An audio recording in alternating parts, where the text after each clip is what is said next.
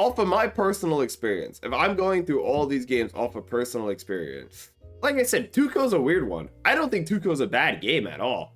I don't mind the long combos or anything. I think Tuco has like 2, maybe 3 red flags. I think Tuco's red flags for me are like no motions, not enough characters, and that's kind of it. Hey YouTube, glad you've been enjoying all the videos I upload every Monday, Wednesday, and Friday. So be sure to hit that subscribe button as well as like and share the video. Yeah, and like Fighter Z. Fighter Z is another one. Like I like Fighter Z. I think Fighter Z is really good. But for me, Fighter Z is like, this game's really good, but I mean, I haven't played it in so long. Fatal Fury is like, and yeah, chat, it's so hard to really rate. I think Fatal Fury is really good. I actually have fun playing this fighting game. I think the online sucks. I think there's not enough players to play with. I remember trying to play with people from my region and it was still like 3-frame rollback. Like the netcode really is a bummer. I don't think this game is bad, but not having people to play with is always a gigantic red flag. That's the biggest red flag there could ever be. Even KOF 15 is really good, but I can't play KOF 15. That sucks. Well, not that it sucks because it's bad. It sucks because I don't have people to play with. Popularity is a real thing, Chad. I feel like people really don't understand that. Popularity in the game is a real thing. That's why 6 is blessed. You know, Strive is blessed that I can find people to play with. Tekken's blessed. Even though, you know, people are on Tekken 8 and Street Fighter 6, bro, you could still find people to play with. Like I said, I don't think Fatal Fury is a bad game at all. I think Fatal Fury is really good, but if you don't have people to play with, you're not going to play the game. That's why I think a lot of people probably don't find SF6 that interesting, but at the same time, bro, it's still people to play with. I have people to play with. Popularity doesn't matter for me because you still boot up. You only boot up if you don't play 1v1. If you're not playing 1v1. That's different though, because I have another fighting game to play. Because all I do is play Strive.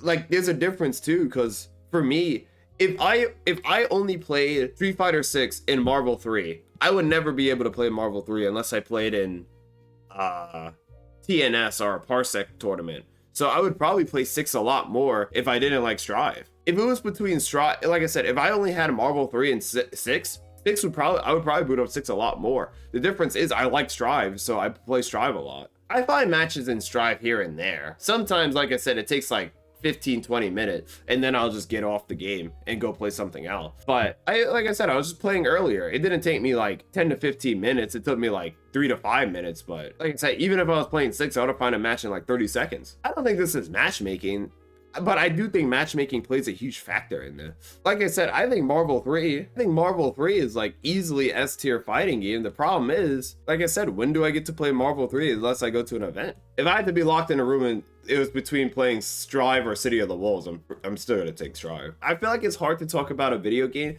and this is not even fighting games, this is gaming in general. You could have some random obscure video game that you really like playing, but if you can't boot up and play with somebody, or you gotta play by yourself, they'll call you a starter. It's not even being a Steam charter. Bro, if I boot up a game and I hit find a match, and that takes like 30 minutes for me to find a match, bro, what am I doing? That's why single player games are broken. And that's why I really think single player games are the best, because that'll never happen in a single player game. Like if I wanted to go back and play Ocarina of Time, I could just go back and play Ocarina of Time, nothing's stopping me. If I wanted to go back and play Super Smash Bros. 64, bro, I can't find somebody to play with. I'm just gonna be beating up this level 8 CPU. Never single player game.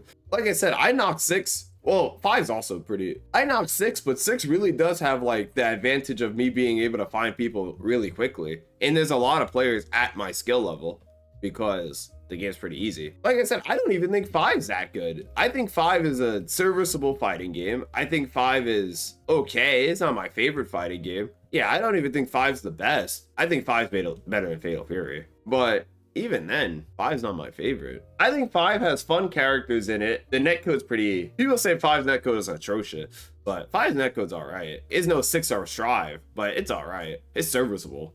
But yeah, even comparing 5 to 6, I always think it's funny because comparing 4, 5, and 6, it's like your favorite game is either 6, 4, 5 or it's 4, 5, 6. Because the things you don't like about 4, if you like 4 a lot, you'll hate 6, I feel like. And if you don't like 6, I feel like if you really like 6, I feel like you would hate 4. Like I said, if this is pure fun, Marvel 3 is easily still number 1.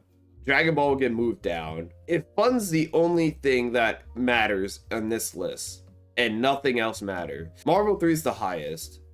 Cross Tech. I gotta put Cross Tekken in D tier just for Strive. But then like the Guilty Gear games, I have so much fun playing the Guilty Gear game. Maybe not on the same level as Marvel 3, but even Strive and Rev, I would still put in A tier. But that also just goes to show no game will ever be as high as Marvel 3 for me. I think a lot of games would just go into A tier. Like 4 is probably A tier for me as well. Yeah, 4 would probably go A tier for me as well. Like I don't think 4 is terrible, but like I said, it's no Marvel 3. Like to me, 6 would be in B tier, but like 6 in B tier is only just because I find 6 a bit repetitive. I think 6 could get repetitive fast. I think 4 and 5 kind of avoid that, but I think 6 gets repetitive fast. But for a lot of people, they don't mind the repetition. I think 6 gets repetitive omega fast. It's funny because in this kind of tier of game, I would put 6 would be here, MK11 would be here as well. Because I didn't think MK11 was bad. I think MK11 just started getting repetitive. I used to play a lot of MK11. MK11 would be there. Injustice is probably C. I don't think Injustice is that bad. Like, it's not Cross Tekken bad. When I think of like a bad game, I'm thinking like Cross Tekken, DNF Duel, wherever that game would lie. Because I can't really think of any other C tier fighting game. Pretend this is MKX, chat. I love MKX. MKX is such a good game, chat. People don't understand. MKX is actually such a crazy good game. But yeah, I still have MKX right here. I have that. I play that game. That game is super fun. I haven't competed in an MKX tournament in Lord knows how long. But even watching MKX is super fun. MKX, in my opinion, is top 10 fighting game all time. MKX is so good, chat. What makes DNF bad? Yeah, kind of what Mayday said. The movement feels kind of stiff. It looks like an anime game. That game's very pretty, though. I will not knock it there. That game is incredibly pretty. But the game feels very stiff for an anime game, to be honest. And there's a lot of, like, silly stuff. I mean, I guess 6 has dumb, silly stuff as well. But, you know, I knock on 6s. Well, I mean, there's other fighting games I played here. I don't agree with all the new fighting games are whack. Every modern fighting game is bad. I don't agree with that. I think that's stupid. I think that's a really bad take. I know a lot of the modern fighting games are in B tier, but that's not the point. Like, I wouldn't even know where to play Tekken 8. When I played Tekken 8, I personally enjoyed it. I didn't think Tekken 8 was that bad. I didn't know how to play, or I wasn't that good at Tekken 8, but I didn't think Tekken 8 was awful. I played Season 1 and Season 2 of Tekken 8. I remember I got filtered by a Jack player and I quit. I was like, no, I'm not playing this game. I got hit by a Jack player who kept doing the little hop move that used to like, had like 50 million blocks done and it was like super plus on hit. It's the Tekken problem is the Street Fighter 6 problem. If you're bad at the game, you're not gonna really see the game's issue. But if you're not good at the game, then you're like, wow, this is sick. They're really fun. SF6 being in B is actually surprising. Really? Because like I said, I can't really say any of 6's problems except for the game gets repetitive and maybe some of the system mechanics are too strong. But aside from those two, what is the real issue? I'm trying to be nice. There's not a lot to call out for 6. Like I said, those are my really two only complaints with 6. I don't think anything else is really a problem. But I think game getting repetitive is a huge thing. When does SF6 start? It's supposed to start at 3. I don't know if it started yet. The way you talk about SF6 would make it sound like a C tier though. Well, the B tier games, like I said, I think Tuco's fine. I just think Tuco has like 2 or 3 issues. Same with Fatal Fury, same with Infinite, same with MK11, same with 6. I think all these games, this is a row of games where it's like, these games have potential, but there's like 2 or 3 issues that I wish would be fixed. And that's for every game here. These are goated, and these are like, there's maybe like one thing I don't like about the game, and that's probably it. Like, if I'm being real, for Dragon Ball, the only thing I don't like about Dragon Ball is probably Super Dash. There's probably one thing I would call out.